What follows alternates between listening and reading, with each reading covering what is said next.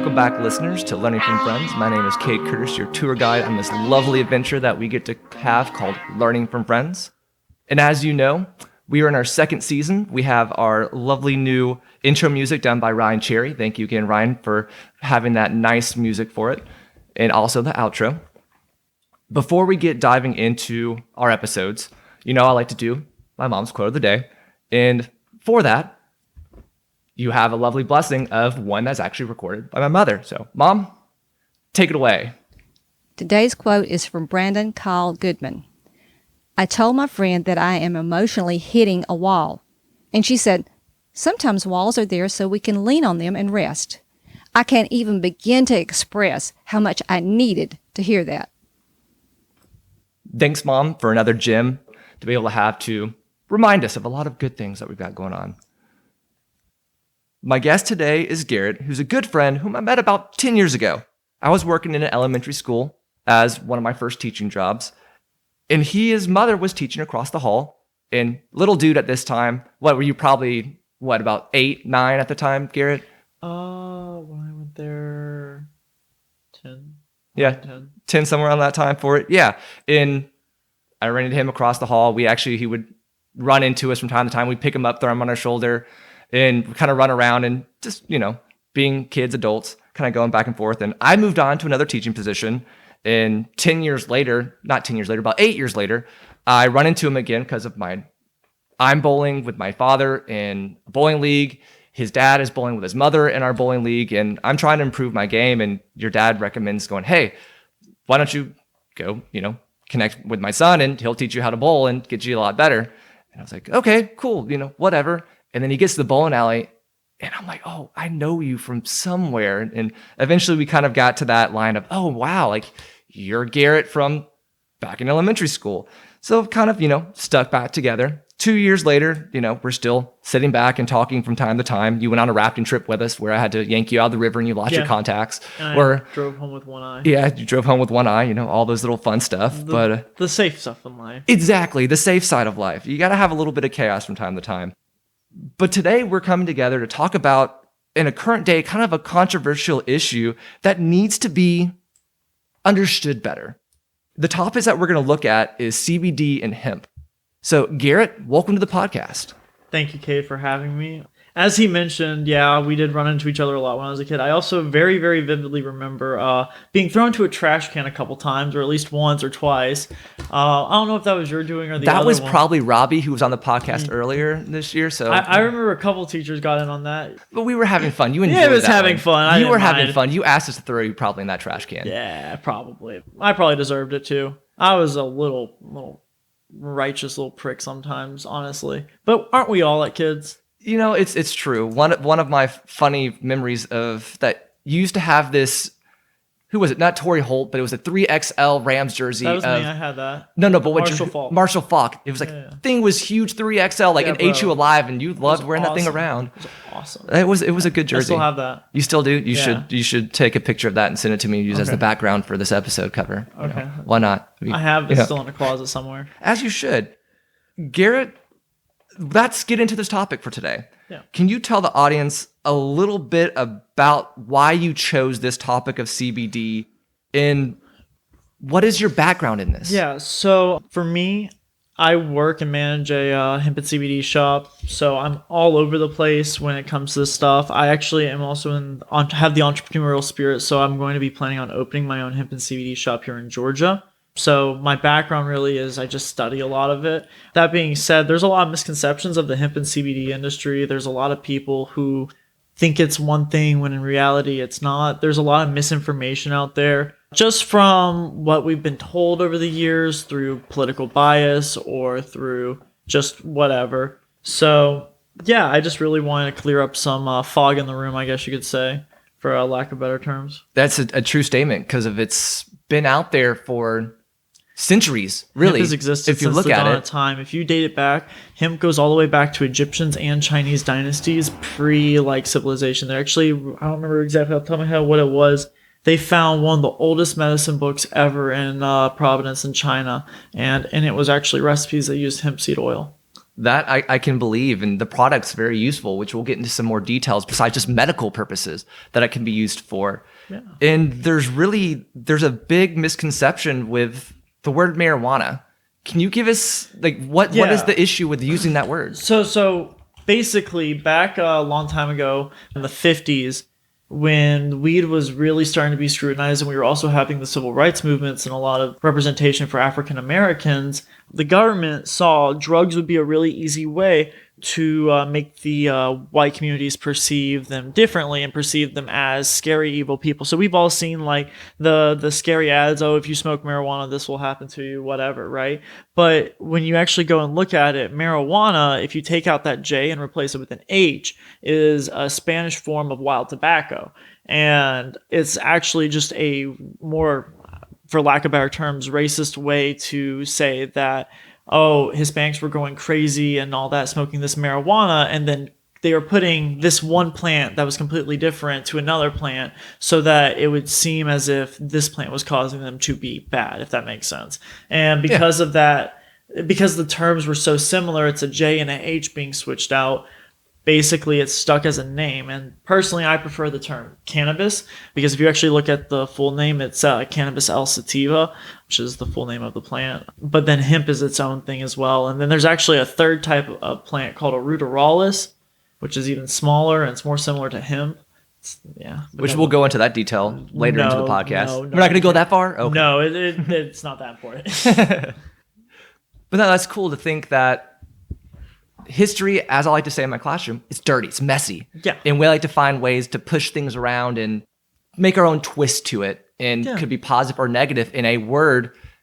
Words start wars. That's the most dangerous weapon out there is words. Yeah. So, and that was, they twisted it on its head and made people uncomfortable. Seriously, back in the 30s when hemp got banned, hemp before it got banned was one of the largest industrial crops in all of America.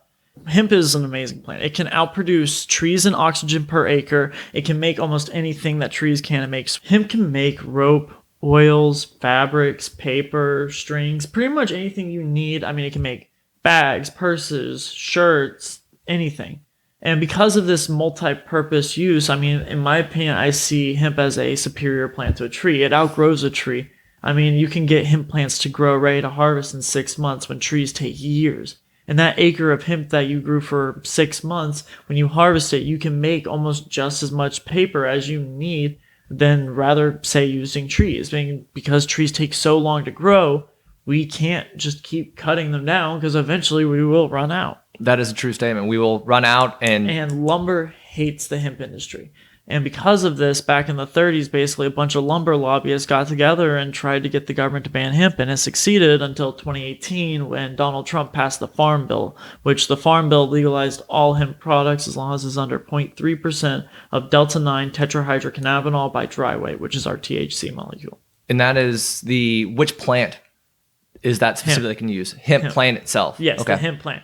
So what a hemp plant is defined as is a cannabis plant that has a lower yield of THC and a higher yield of CBD. And more often than not, hemp plants will also be just a little bit bigger for more industrial use. Their flowers won't be as pretty. And what I mean by the flower is like when you think of cannabis and you think of like weed just in general, you think of like the nugs, right? You don't think of the whole plant. Yeah. Well, those little nugs, that's the flower. Hemp plants produce flower just like a cannabis plant would. Instead of having, a bunch of THC and a little bit of CBD, it's a bunch of CBD and a little THC. That makes sense? That does make sense because there are so many misconceptions that we see of just generally the plant.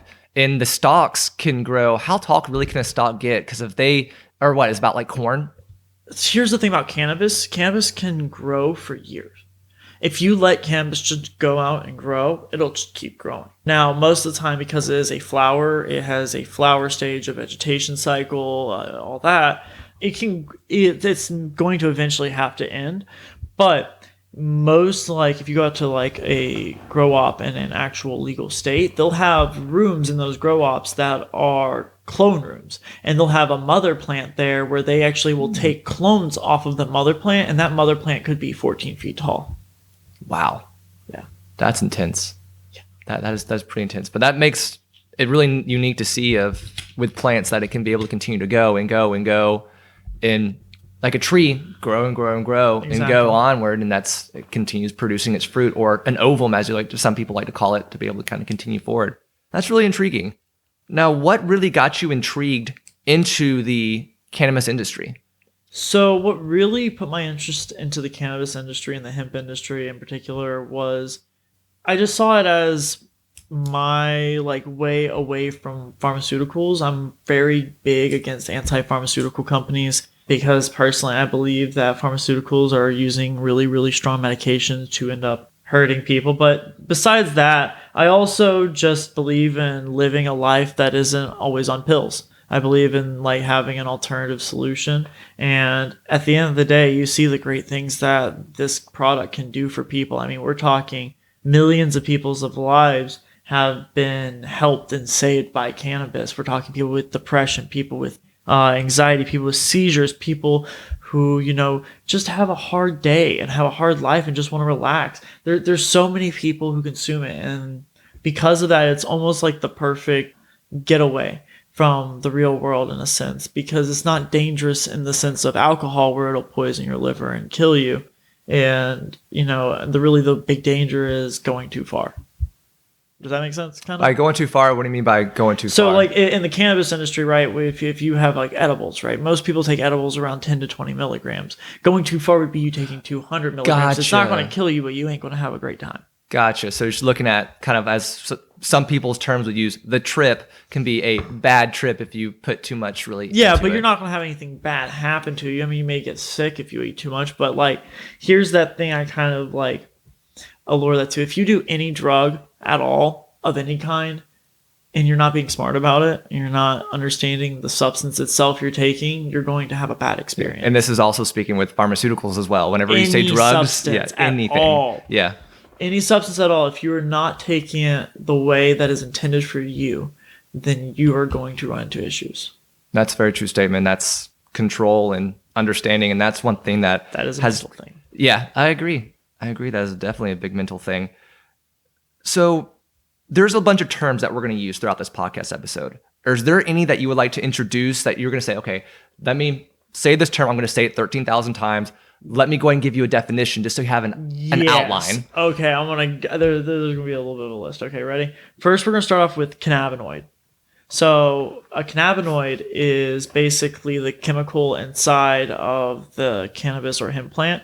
CBD is cannabinol, or cannabidiol, sorry, that is CBD. That is that cannabinoid. THC or delta-9 tetrahydrocannabinol is a cannabinoid.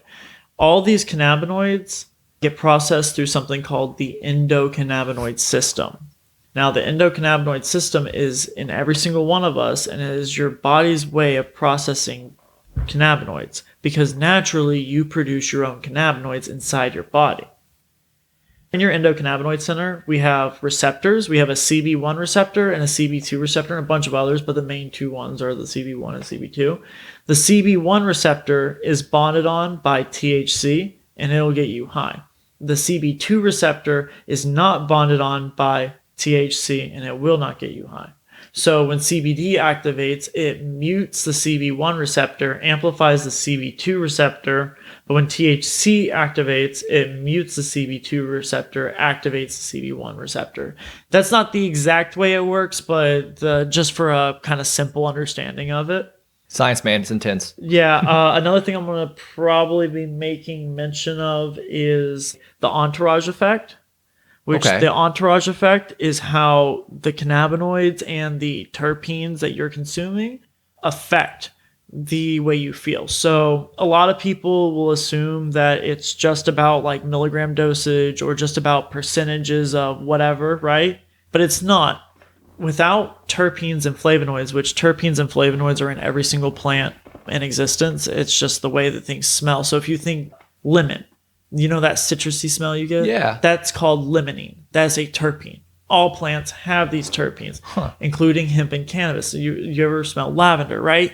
That terpene that makes it purple and smell like that rich, floral smell. Yeah. That's called linalool. Stuff like that, right?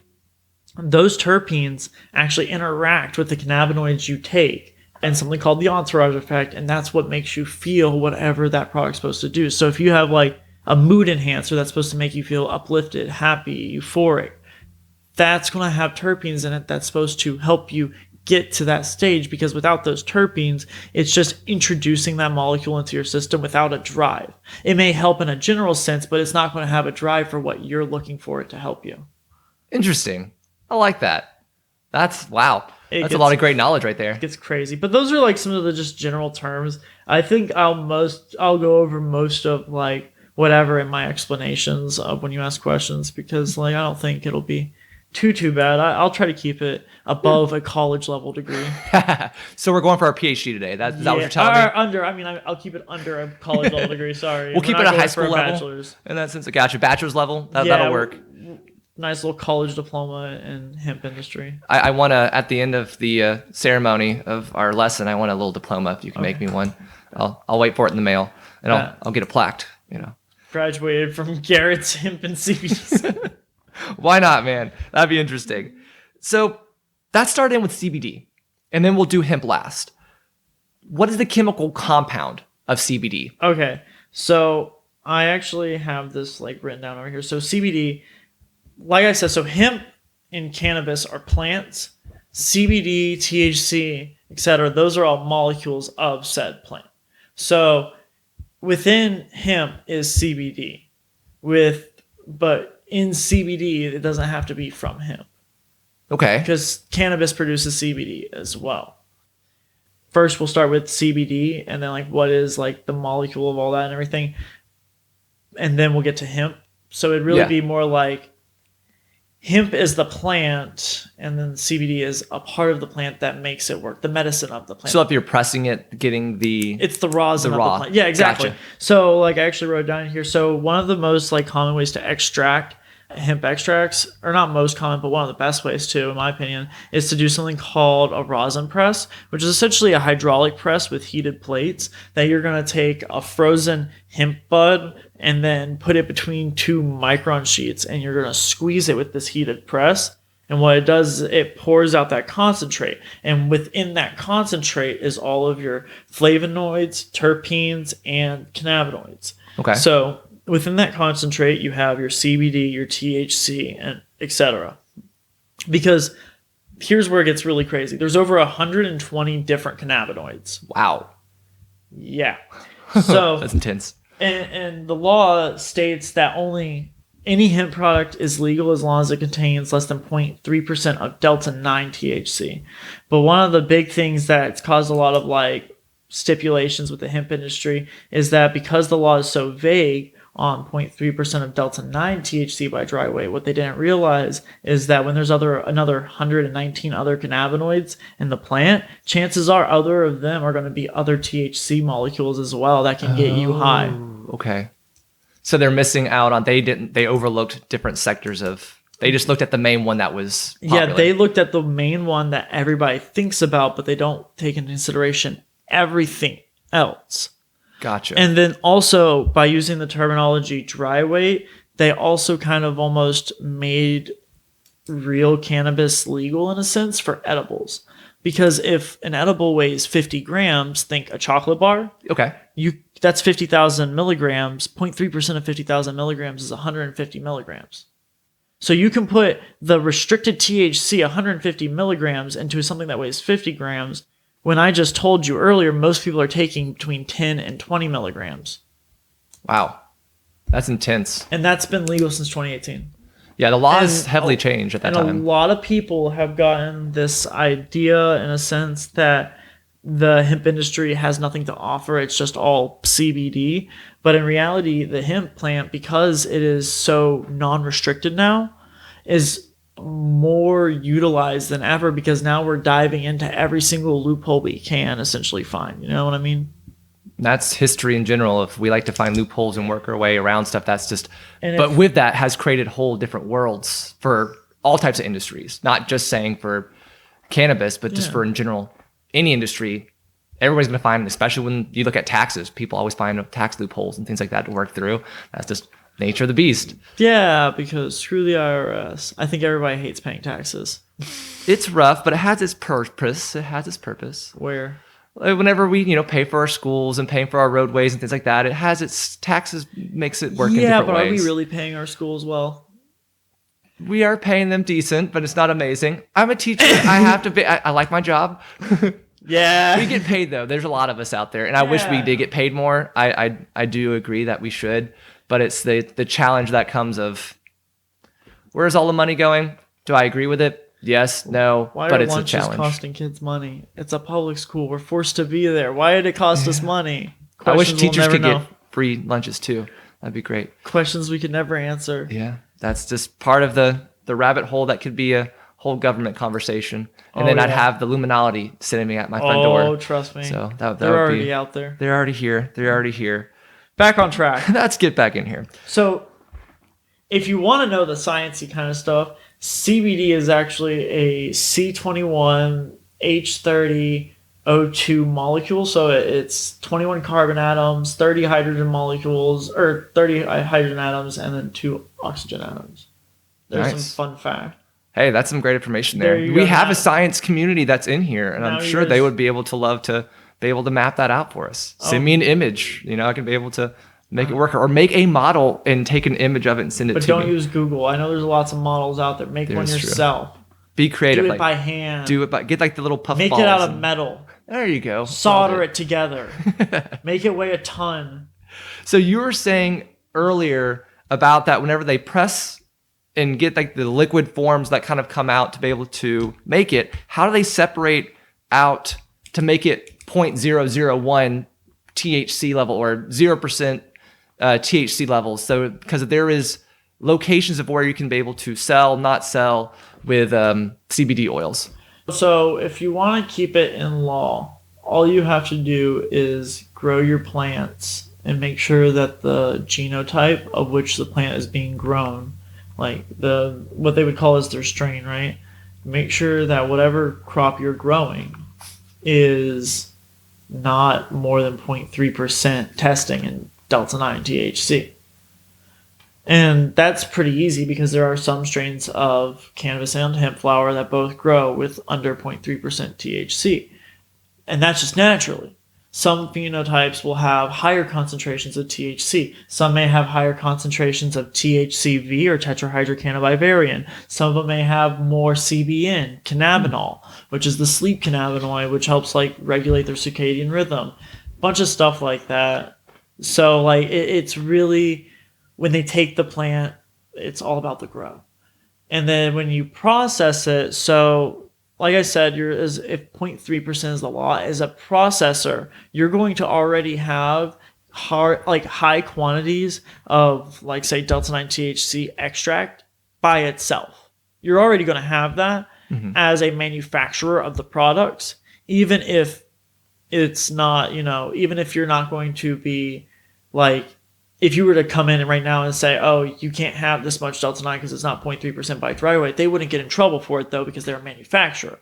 Gotcha. So they're kind of like above the law in that sense. So when they're like making this stuff, they can put exactly how much they need into it. And through extraction processes, they can separate these things out. So like in concentrates, like there are a couple different kinds of concentrates. You have solventless and then solvent.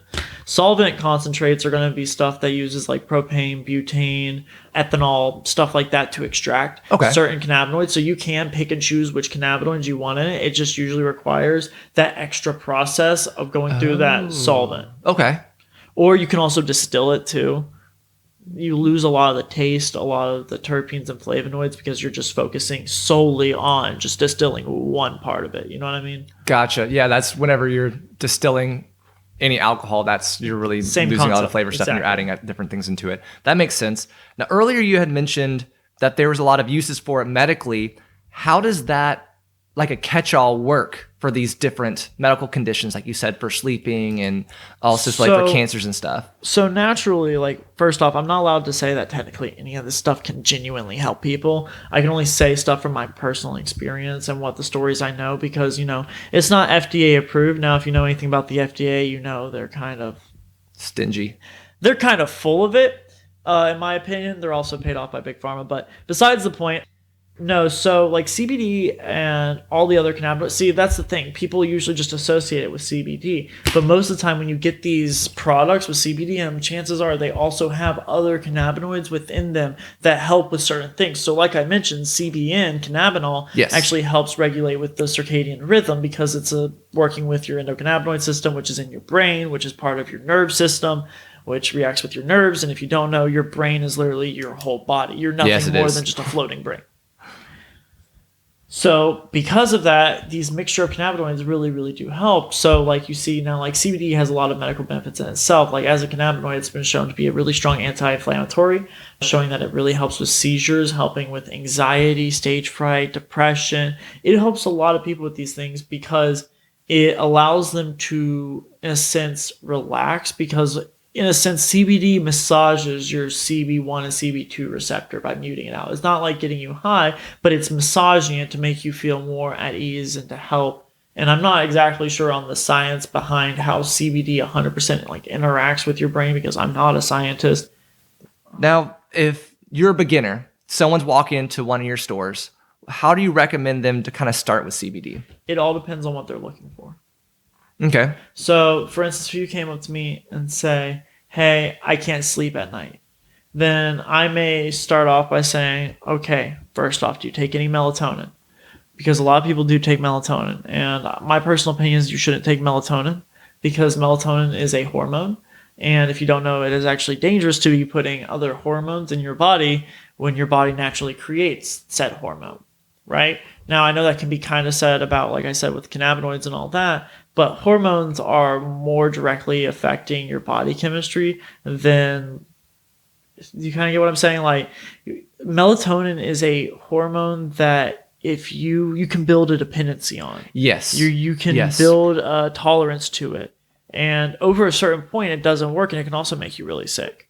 So if you come in and say, melatonin's not doing it for me, first thing I would recommend is something like a 5 milligram 1-to-1 ratio of CBD to THC, like edible of some sort. So what it does is you get 5 milligrams of THC, which is a half dose in my opinion. Most people I usually say dose around 10 to 20 milligrams. So I say a half dose of that so that you're not going to get super high or anything like that. And then the CBD also, like I said earlier, kind of helps block out your CB1 receptor a little bit. So because of that, it'll just kind of make it a little bit more mellow for you, but still give you the pain relief, the help sedation, the relaxing, the calming thoughts, that kind of stuff. So you mentioned right there with having the 5-to-1 ratio. 1-to-1. 1-to-1, sorry. The 1-to-1 ratio there. How do y'all measure these different, to be able to do your ratios, to be able to do in place so you know what product to have available for individuals? That's a hard question. You just have to be smart. Okay. So the way I look at it is if you do not use these products, you cannot sell these products. If you do not use these products religiously, you cannot sell them. And I do that with any sales. If you do not do whatever sales product you're selling and you do not religiously use it, I will not buy from you because I understand that you're just trying to make money. You're not actually using it. But when you see people who have used this product their whole life, they have an understanding of what this product is. And because they have that understanding, then they're informed. So then they become the employees who are able to help. Nice. Okay. Because those of us, it's similar to teaching, right? Yes. You go into teaching because you want to be a teacher. Mm-hmm. I went into this industry because I wanted to help people in my own way. I wanted to help people in a way that's natural, that's away from, big pharma.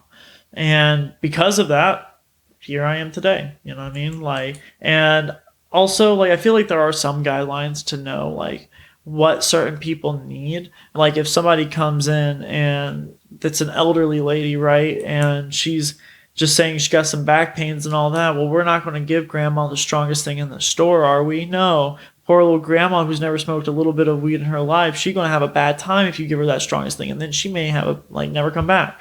So it's just, you always have to be knowledgeable about what you're selling so that these people can be informed. And that's one of the biggest things. I try to encourage all the other people who I work with to try the products, to use the products, to have an opinion about the products.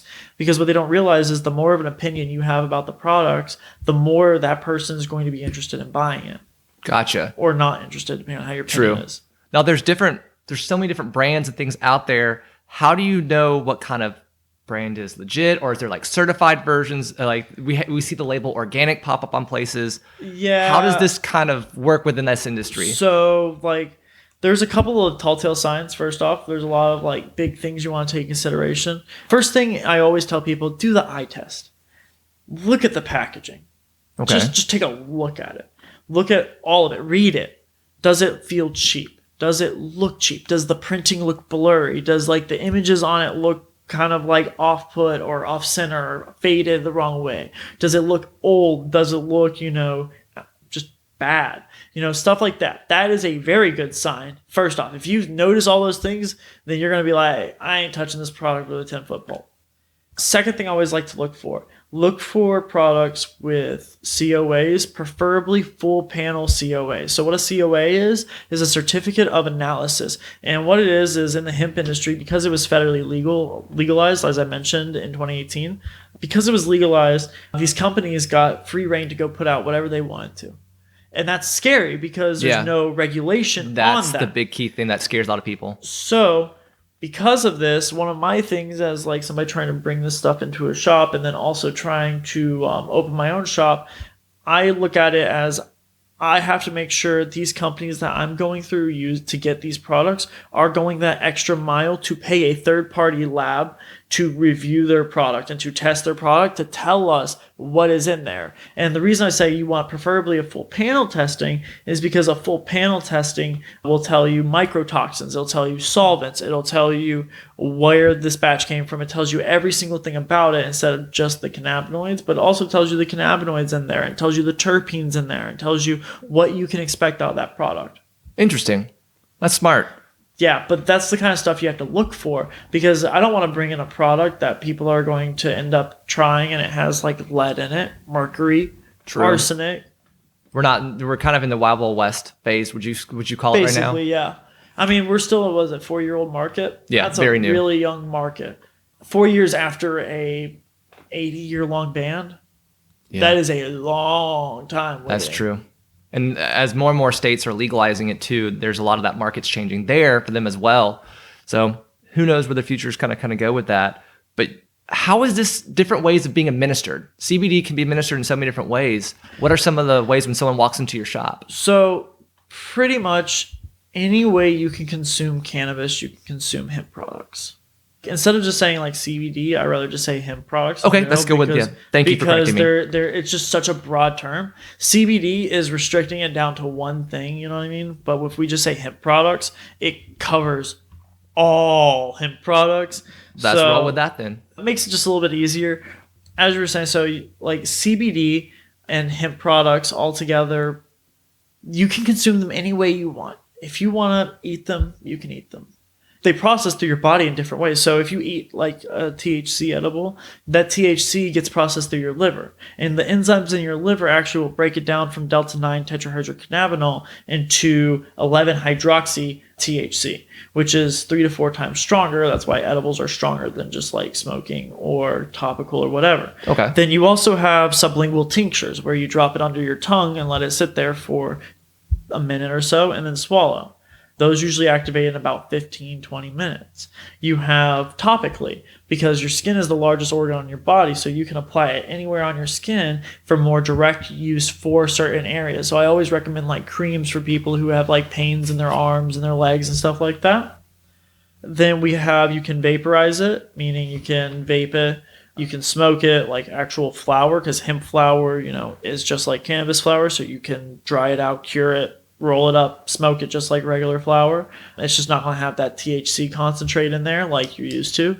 So it's just going to be like smoking regular hemp flower is like drinking a 0% alcohol beer. Interesting. Does that make sense? That does make sense. Or like a no nicotine vaping device. Like that kind of idea, in my opinion. But it's a legal alternative out here versus just being an alternative for those who don't want to get high. Gotcha. There's some weird ways to consume it. I mean, pretty much any way you can ingest it, anyway. Any way you can think of ingesting it, it's available out there. Anyway. Interesting. Suppositories. They exist. That's creepy. Suppositories exist.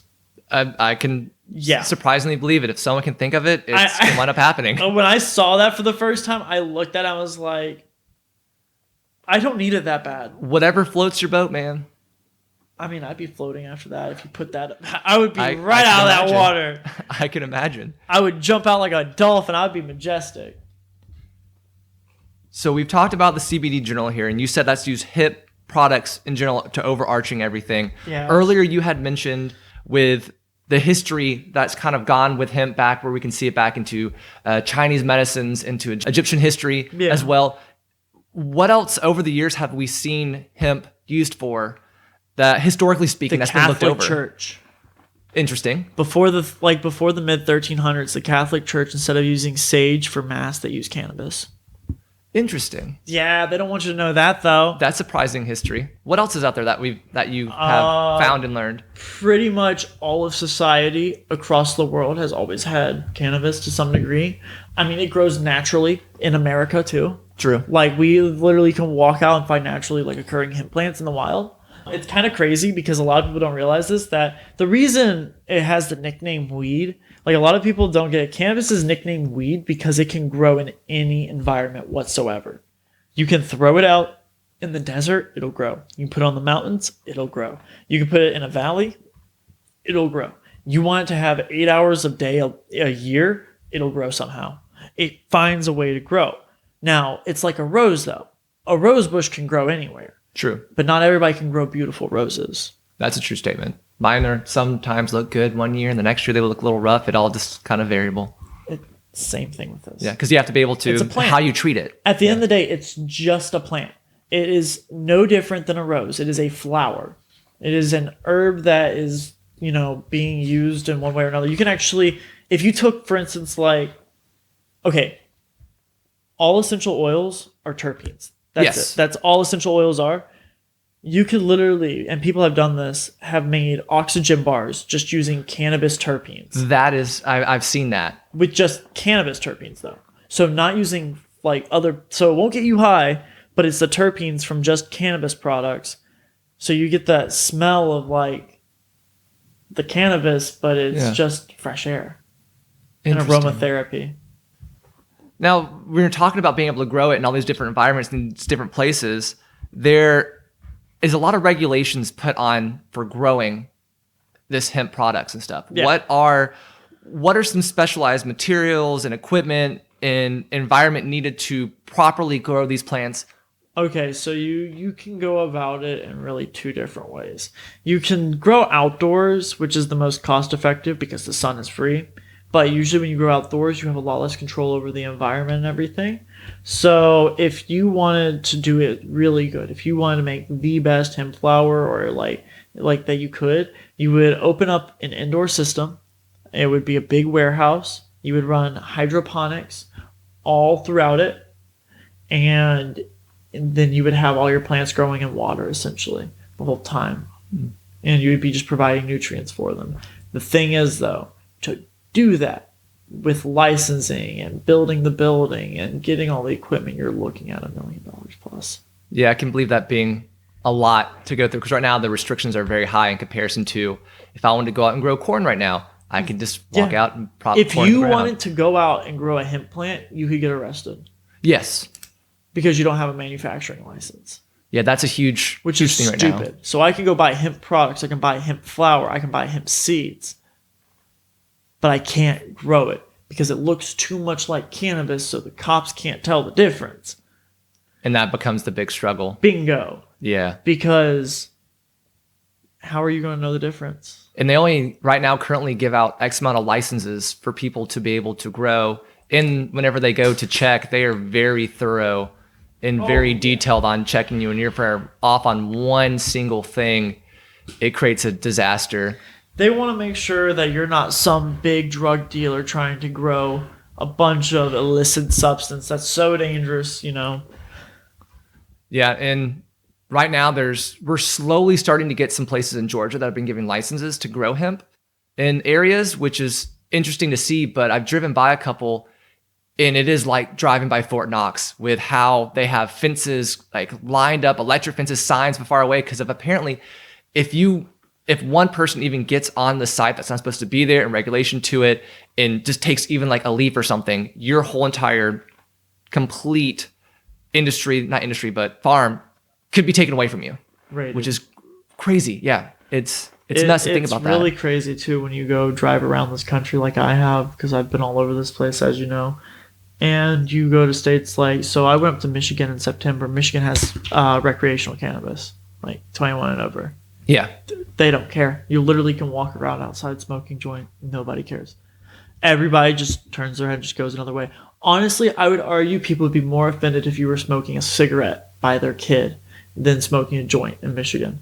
Same way pretty much anywhere on the west side of this country. But you come to Georgia and it's like... Yeah, more states... I think how many states are we at now currently? 21. 21 that in the midterms we had Missouri and we had Maryland recreationally legalized. Arkansas, South Dakota, and North Dakota all had a ballot measure to legalize recreational, but they all said no. Yeah, it's becoming I give it 10 years. I don't even give it 10 years, I give it 5. You give it 5 before all 50 states? Oh yeah. Interesting. Oh, it'll be so first thing that needs to happen is federal decriminalization. We don't want federal legalization. Okay. Because federal legalization is bad. Federal legalization leads to the feds getting their hands on cannabis, which causes big cannabis, like big tobacco, big alcohol, etc. We don't want that. We don't want it to be the Philip Morris of cannabis. Okay. Nobody wants that. We want federal decriminalization, and then the states decide how they open up their dispensaries, and the states get the rights to choose what they're doing and how they're doing it. And because of that, you're going to see a lot more open and competitive market instead of the federal government controlling all of it above. Gotcha. Does that kind of make sense? That makes a lot of sense. Like, there's so many different ways to look at it from different perspectives. It's crazy challenging too when you get into getting a license, because I actually want to open a cannabis dispensary. Like, I've already built out my business plans and drawn up like my design for my building and everything. Like, I know what I want. Yeah. And the crazy thing is the cost. So first off, to even get a license to grow, you have to go through something called the lottery. And similar to like Powerball and all that. Okay. The lottery is you pay like anywhere from, $7,500 to $10,000, $20,000, whatever the fee is, dollars for one entry. Okay. And then there's say 30 licenses they're giving away, right? You may have 800 companies enter that. How are you or me as an individual going to have the funds and the capital to afford to buy these amount of lottery slots where it actually make it fair? So you have companies like Curaleaf, companies like Nature's Medicine, company like Rise that are going into these states when they legalize Trulieve, which you'll see in Georgia very soon. They literally go in these states and they have billions of dollars to just put into the lottery system and open these dispensaries. And it's just so unfair. And this is because there's too much uncoordination. It's like too uncoordinated. All the states need to coordinate together while the federal government allows them to, if that makes sense. Okay, I see that. Now I want to go backwards a minute here because there's a lot of people forget about this. You mentioned it very early in the podcast for the oxygen and being able to use for paper products and stuff. What are a lot of ways that hemp can be used besides medically? Like, you can use it recreationally to get high. If you want to get high, sure. Outside of medically, you can use it in medicines. I think it's a really good thing to meditate with. I think it's something that can help you. And I guess that's somewhat medical too, but I believe in meditation a lot. And I believe using these products before you meditate can help you calm down and help you stay at calm and at ease faster and longer. The Constitution was written on hemp paper. Interesting. I heard there was like myths behind that one. No. The U.S. Constitution was written on hemp paper. Pretty much all paper in the 1800s was made out of hemp, from my understanding. Same with rope. Rope was also made with hemp. You can also make something called hemp wick, which is basically a candle wick, but made out of hemp fibers. Okay. So you take hemp fibers and beeswax, and then you put them together, and it makes this basically a wick. And people actually use it to smoke because what they'll do is they'll light it, and then if you have your hemp flower, right, and instead of using a lighter and using like butane on a glass piece, you can use this hemp wick, which is already lit, and then you're not inhaling butane anymore. You're not inhaling those gases. Oh, intriguing. Now, there's things that can be used for, okay, you said like paper. What other products that we don't consume, like clothing? I've heard clothing can be used, things like that. What are some other fabrics? I mean, you can pretty much make, you can't really use hemp in itself to make like houses. You can make like a house out, like you can make like almost a cement out of hemp and use it to reinforce it. Similar to that, what you would do in like a tribe in like the native areas, where you can actually like use clay, wood, and mud, and then hemp and all that to intervene and make it like a strong like reinforcement to a wood hut. You can't really use it to make houses, from my knowledge. That being said, hemp processed can be used in just a wide variety of things.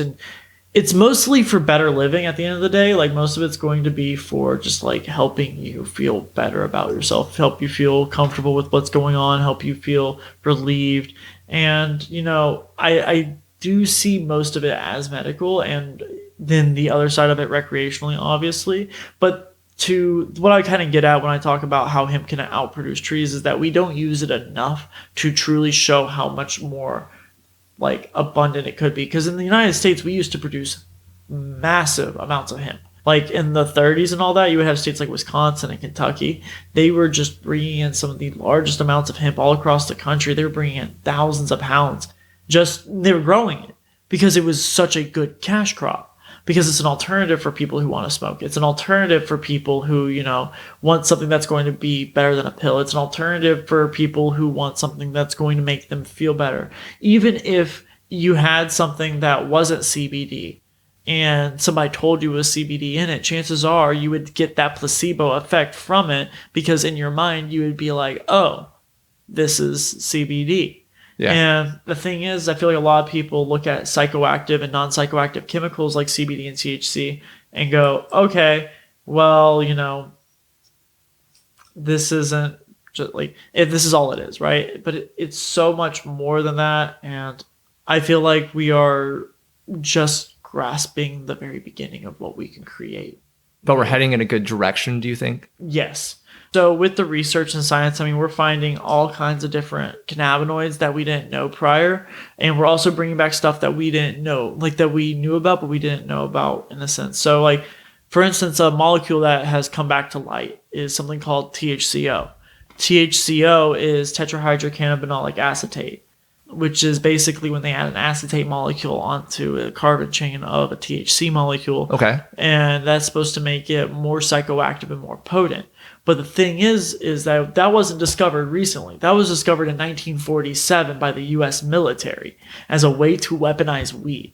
I'm not even joking. They were literally trying to find a way to make weed a way to fight wars, a biological warfare to some degree, right? So what they thought is that, okay, if we have what they called red distillate, which is, or red oil, which is what we know as distillate now, distilled THC. Yes. And we wash it with acetone and put an acetate molecule on it. Now, washing with acetone is a really crude way to say it, but adding an is a way to explain it. From the 40s, probably what they were doing is washing with acetone. Nowadays, it's actually science. You can do it. And I mean, 80 years have gone by. We know so much more about technology that what they were doing back then in chem labs, we can do in, you know, a high school laboratory. That's true now. It's true. What they were doing back then that seemed revolutionary is like we teach about it in third period. Like it's not that. But you have to start revolutionary somehow. Exactly. What's small becomes big. But anyway, the story behind it is that THCO was so strong that when they gave it to these soldiers, that they said that even if the room was on fire and their lives were at risk, they would not leave because that's how high they were. Now, mind you, that's anecdotal evidence, and it's also, you know, guys who were sitting in a room who were 18, 19, never had drugs before in their life, military kids in the 40s, and we took a concentrated form of a really powerful molecule and made it more powerful, and then probably gave them an absurd amount of it. That's true. Because the U.S. government. Testing in all different ways, and let's go to the extreme. the CIA in the 50s using LSD, and then Devil's Breath. That was crazy. I remember reading several about that. You There's ever heard so about many Devil's big Breath? books. Yes. Devil's Breath is the most terrifying thing. Yes. Like, I don't know if your audience knows what Devil's Breath is, but if you don't mind, can I Go for it. Okay, so Go for Devil's Breath is basically this pollen and powder that comes from a tree in Colombia, Ecuador, and Venezuela, in those three areas. And it is one of the most dangerous drugs in the world because essentially if you have a small little handful of this and you were to go, right, and blow it in somebody's face, what would happen is they would be conscious but would lose all will. So literally anything you say to them goes. They will do it consciously and have no problem doing it. And they will be completely submissive and like your servant. It is terrifying to know that a drug like that exists, and it comes from a tree naturally. Yep. You go into the forest, and that we've only discovered, I think they say 3% of the plant life on this earth, and you look specifically in the Amazon, and we've only hit about 1% of the entire what's in the rainforest. I know. And then you go deep into the ocean too, and then you know we've explored more of space than we have our own ocean. That is very, very true. Because there's part of our oceans we can't reach, and that makes you ask the question, what is down there? That's very true. Makes you concerned, doesn't it? It does. We worry about outer space, aliens. What about aliens are our real? own 100%. Underneath here. There is no doubt in my mind aliens aren't real. Aliens are real, 100%. It's a statistical impossibility for them not to be real. Because think about it. If the universe is infinite, right? You're a science guy, right? Well, my wife is more the science person. I'm the history person. But I get the understanding of the science. Right? Like if the Earth or if the universe is infinite, right? And it's infinitely expanding and growing. True. Right? And there's an infinite amount of stars, an infinite amount of planets. There is an infinite amount of possibility that there is going to be something else out there besides us. Because there is just what are the odds that out of infinity there is not another one? Ooh. Good thought process. I like that. You never know. That's the whole thing that's out there. Everything has its rhyme or reason, and I think Saturn. I think it's Saturn. You're gonna go with Saturn, the rings of Saturn? I think that's how they're calling us. The moment we can get into Saturn and harvest Saturn, then they're gonna be like, these people are out of hand. Interesting. The rings were put there by aliens, definitely. Oh yeah. I love how we went from like cannabis. The rings were put all there the way by over aliens. to Cade, it's a big show off piece. They want us to get their attention. Sure. We'll roll with that. Garrett, this has been interesting. I will say that for the least. Let's jump backwards here back into the hemp product industry here. Where do you see the hemp industry going in the next 5 years? To be honest with you, in the next 5 years, barring legalization, I see the hemp industry already is massive. Like, yes, it is. The amount of money and just the amount of the resources these companies are pumping into the hemp industry is kind of crazy. Like, for instance, in my store, we have like 3 or 4 different brands, all of which are actual licensed dispensary brands from like states like California, Nevada, Oregon, etc., who also make hemp products. So this isn't just, mom and pa growing hemp products in their backyard. This is cannabis companies who have millions and millions of dollars at their disposal, and grow ops and teams and staff working on these pieces to not only make legal weed for those states, but also make legal hemp for our states. Interesting. And why wouldn't I go with brands like that anyways? I mean, true. if you have the established, if you have the license and the registration to make cannabis products, which is way more restricted than hemp products, then I think you're good to go. Interesting. You should always do your checks for, COA, stuff like that. But at the end of the day, when you're putting that kind of money into your cannabis product, you might as well be doing the same with your hemp. Do you see a sin tax being placed on this like we see with alcohol? No. That was the one thing I was thinking about. I see a sin tax on cannabis. I do not see a sin tax on this. Gotcha. Because when the Farm Bill was legalized, it federally legalized it, period. Just outright. They didn't take into consideration all the different THC variants. They didn't take into consideration that dry weight is really speculative because something can weigh more than just 1 or 2 grams.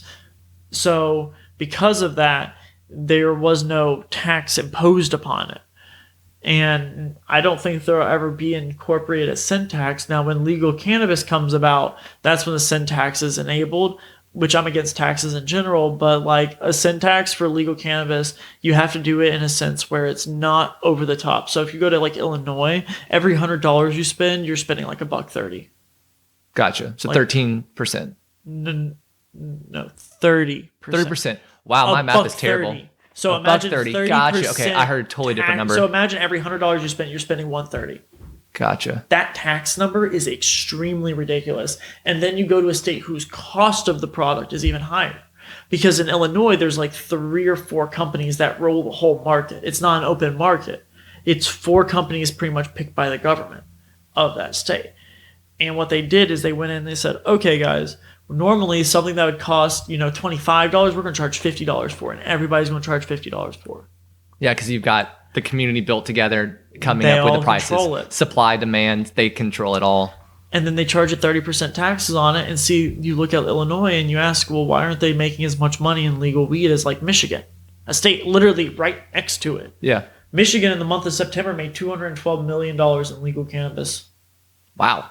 There's over 500 dispensaries in Michigan. To put that in perspective, that's over $11,300 a day per dispensary. That's intense. In the town I stayed at when I went on vacation in Michigan the other month, there was 6 dispensaries in a half mile. The town was 10,000 people. Within a half mile. Half mile. Town, 10,000 people total.